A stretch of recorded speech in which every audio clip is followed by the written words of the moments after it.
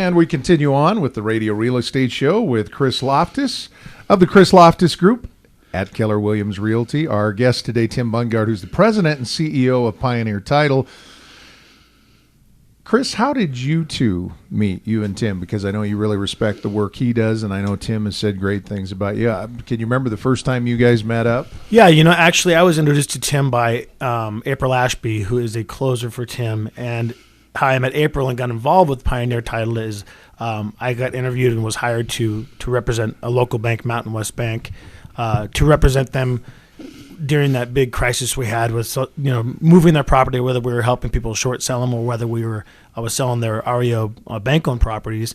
And then we just kind of, I met Tim one night at Bardenay out in Eagle, and ever since then we've kind of, Tim gets a lot of my paraphernalia, I guess you would say, in the mail of trying to beat that positive marketing drum. Information. Yeah. But just that information I'm always trying to put out there, and I always run into Tim, and he's always positive, and we work well together, and I think Tim and I, what I really love is out in the general public when I run into Tim, we work really well together, and people are saying, hey, like we got one of the top 1% of all producing realtors here saying this. We got the CEO and president of Pioneer Title saying the exact same thing, and then they start to believe it, and it's kind of sad in my opinion a little bit where we can't reach to more people, and that's why we're doing this show is we can. I can maybe reach 8, 9, 10 people if I see Tim out in public, but that's why I bring Tim on the show. That's why we do this, is so we can reach more of a broad perspective of people and really keep that good positive word going. So Tim, you brought this up last time you were on the program, that those we'll call them the victim thinkers that say, yeah, but the banks have this shadow inventory. Yeah, but there's no.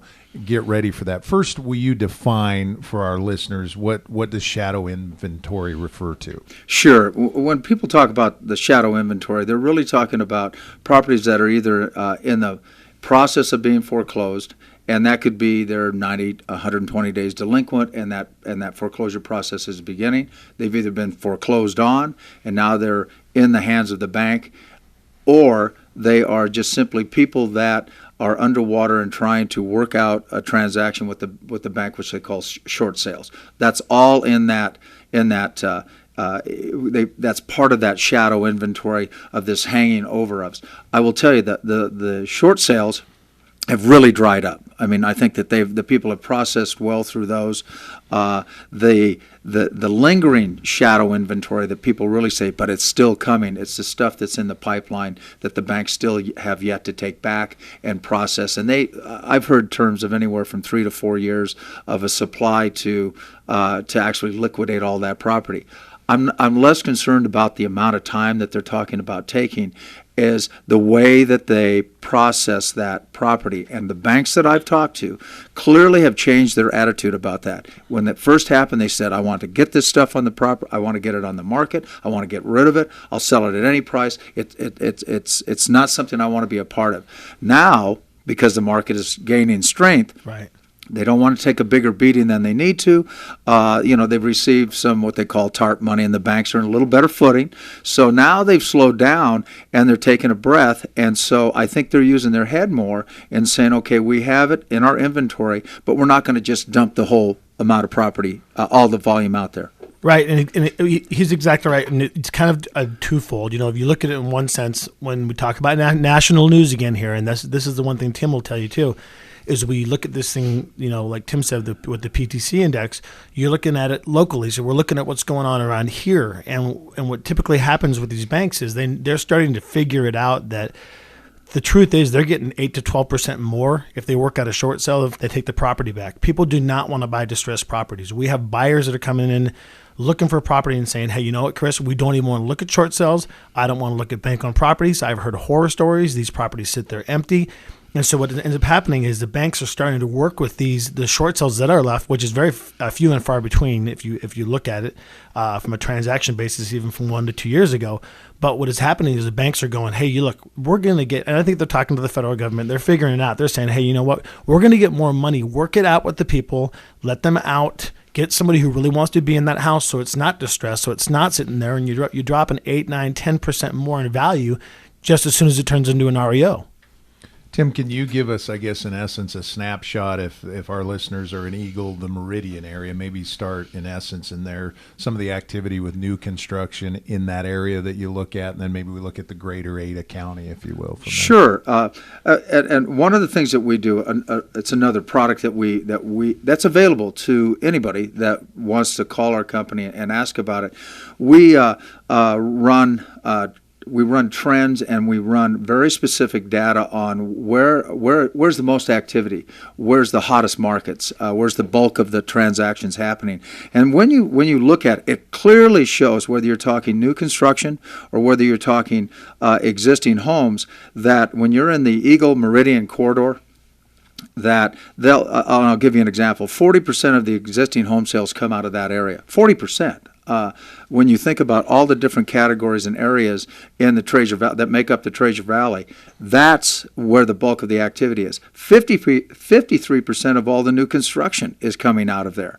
Now that tends to one leads to the other, but those are pretty significant numbers. And so when people I always say, if you're looking where you want to buy a home, and you're saying, where's the value going to be the most solid?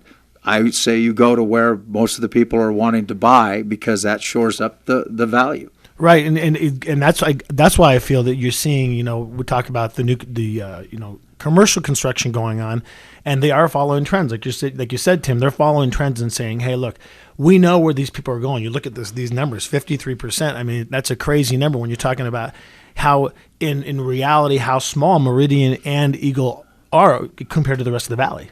Yeah, it's just an interesting observation, and I think that it's always something that people are always asking. Where should I look? What part of town? Now, a lot of it's driven by where they work, the school districts, and so on and so forth. I get all that, but if you're simply looking at the market, saying where's the hottest, where's the most of the activity, the hottest activity, it happens to be in that corridor. Right. And we check this every month. So if anybody would like to call us, find that out, we'd be more than happy to give them that data. We spend a lot of money on it, and it's really for public use. Well, and we always talk about the Eagle Road, but I'm looking at the corner of Linder and Chinden. Mm-hmm. You got Spurwing Greens. There's a Fred Meyer.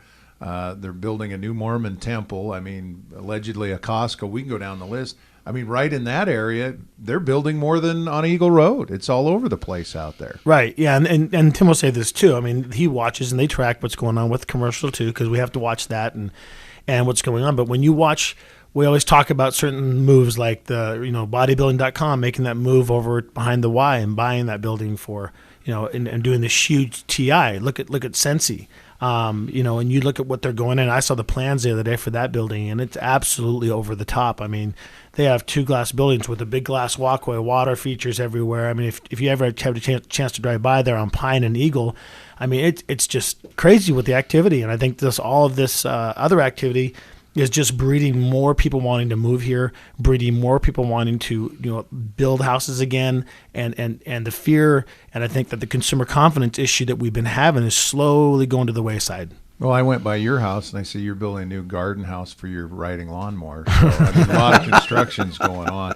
Hey, Tim, we just got a couple of minutes in this segment, but how about Ada County as a whole? And one of the things that when you ask kind of a broad question like that, what I like to really focus in on, and part of it, we'll get back to this new construction, because the marketplace itself has changed the dynamics of it, and we're seeing more new construction, and we get a little bit of well, how long can it last, or is it really just a blip? I think the interesting thing when you crunch the numbers and you look at them, right now in Ada County, 18% of the market is made up of new construction, which is a pretty healthy number. Right. They might be saying, well, can that be sustained? I think you have to remember that the normal number on a normal year, if there's such a thing, I can't remember when there was a normal year, would be around 25% of all the houses that are being sold for new construction. So we clearly have room to grow. I have to admit, back in 2006, it was 40% of the market. Right. So I'm not saying that we're going to go back to 2006. Nor should we. Right. But the dynamics in the marketplace are clearly that we have capacity, and there's good things ahead. Well, I think Tim's right, and a few weeks ago we did the show. Maybe it was a month ago. I'd have to ask Annette, but I think we were up to 23% of the market was, and those houses, just those new, we were at 23% of the whole market was new construction, and now we're dropping down to 18%. And I actually think they're just getting kind of gobbled up because people have nowhere to turn. Yeah. Well, Tim, it's great information, and I think you hit it on the head. Is a lot of people say, well, Chris is in the real estate business and he wants to promote it. Well, I mean, it's a big part of what you do, obviously, as well. But you've got the matrix, and speaking of that, remind our listeners they can go to the website right now today. That great tool you provide, and we don't have to pay or anything. Just get on that email that website and look at it. Absolutely, ptcindex.com. All right. Well, Tim, what a pleasure to have you on. Keep up your great work. I was just asking Jerry Kelly last week because I said, I know what Chris thinks of Pioneer Title. What's your thoughts? And she said, I don't use anybody else. In fact, I had somebody that said they were going to use somebody, and when it was all said and done, Pioneer Title had to come in and clean it up. I can say that. You don't have to say it. But so anyhow, keep up the good work. Thank you. All right, Chris, we're going to sneak to our next segment. You kind of unleashed this a week ago, and we've had people say, now, what was this secret list, or tell me more about that? Whisper, kind of give them just a little teaser. We always say, shh, right. We're going to tell you next, but we're going to really get that thing rocking and rolling. Right. Well, it is just, we created this thing with the group that we call it the secret list, Chris Lofthus Group secret list. And basically what it is, it's a list of properties that are not on the market that we know about. People are approaching me. And we talked about this last week. The reason they don't want to put the house, there's nothing wrong with the houses. The problem they don't want, some of them have small kids and can't deal with the showings. Some of them honestly don't want their family and friends knowing they're selling the house. They don't want a sign in the front yard. So they're coming to me and saying, hey, Chris, you know what? They're reaching out to us and saying, if you have a buyer and if it's a real legit buyer, show our house, give us a call. We'll definitely sell it for the right price. And that's what we call it the secret list. It's basically a list of homes that only we know about that could possibly be coming on the market. Some of them might not come on the market for a year, but these people are willing to sell. They just don't want to go through the actual steps of having to sell their home. Well, the way you two are dressed today, I feel like I'm a member of the Secret Service. So we'll talk more about the secret list. It's the Real Estate Radio Show featuring Chris Lofthus of the Chris Lofthus Group at Keller Williams Realty. We'll be back with more right after this.